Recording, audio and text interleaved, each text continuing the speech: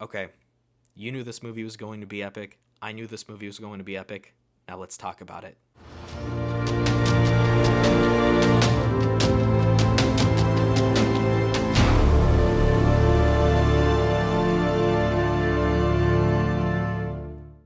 Oppenheimer tells the story of Robert J. Oppenheimer, who was the lead physicist responsible for the creation of the atomic bomb. This movie stars Cillian Murphy as the lead role of Robert J. Oppenheimer, as well as a huge list of cast members that I will not list here because that will take 10 minutes of the video. I will say that I'm very late to review this movie, primarily because of my idiot nature of wanting to see this movie the way it was intended, according to Christopher Nolan, which was watching it in 70mm IMAX.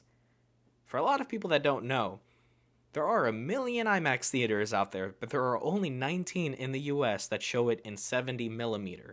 Now, what that means is that Christopher Nolan actually shot the film using an IMAX camera using 70mm film. Not every single IMAX theater has the equipment in the back to show the film actually using a film reel. Most of it is digitized and just projected onto an IMAX screen. The reason why this is just it's because it's not as common anymore. Again, there are only I think 12 IMAX cameras in existence that shoot 70mm film, and Christopher Nolan actually broke 3 of them. But with all that to say, I was finally able to score a seat watching this movie in 70mm at the only theater in my state, and it was just about 2 weeks after everybody had already seen this, which, trust me, was very difficult to avoid spoilers for. Another thing that I will say that my opinion might be slightly skewed on the effect of watching it in 70mm because I was literally on the second row watching this film, so I was just like the memes that you've been seeing of people literally staring up and you see like Cillian Murphy's face just completely distorted. That happened a few times, but again, it didn't really impact the whole movie. I was still enthralled in the visual, in the cinematography and just the story, so that didn't really bother me as much. And speaking of the story, I will say that the story of Oppenheimer really is a character study into the psyche of this character. If you're going into this movie expecting to see explosions and all these kinds of different visual effects, well, I'm sorry, but that's just not the case for this film.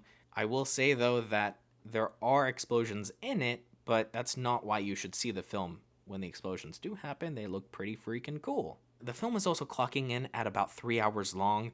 A week before I saw this movie, I saw Barbie, which was 2 hours, and they literally feel the exact same length. So don't let the 3 hour runtime scare you away from watching this movie while it's still in theaters. I would definitely say watch it.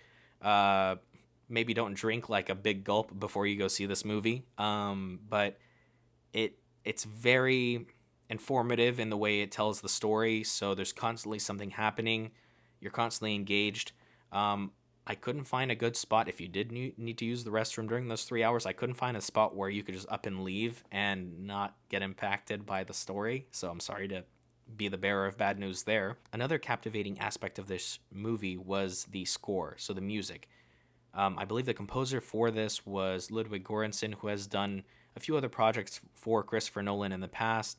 He's also done Black Panther, Creed, a few other projects as well, but he is a master in his class. He's almost up there for me with Hans Zimmer and John Williams. John Williams is still my favorite, but you couldn't tell. I will say that this has been my favorite movie of the year so far. I can see it being nominated for Best Picture, if not win Best Picture, as well as Christopher Nolan being nominated for Best Director. You can tell this movie was made with the passion and the thought of filmmaking in mind. And it's really rare, and I can just see how hard Christopher Nolan and all of the other crew members in this movie work to pull something like this off. Alright guys, because this review came out 2 to 3 weeks after the initial start of the theatrical run, you don't have that much time left to watch this in theaters, which again, I recommend. If you don't, you want to watch it the way it wasn't intended, I'm sure it'll come out on digital soon. So until then, I'll catch you later. Please remember, like and subscribe this video. It helps my channel grow. It helps you grow as a person for being kind. Again, 100 subs, all right? Catch you on the next one.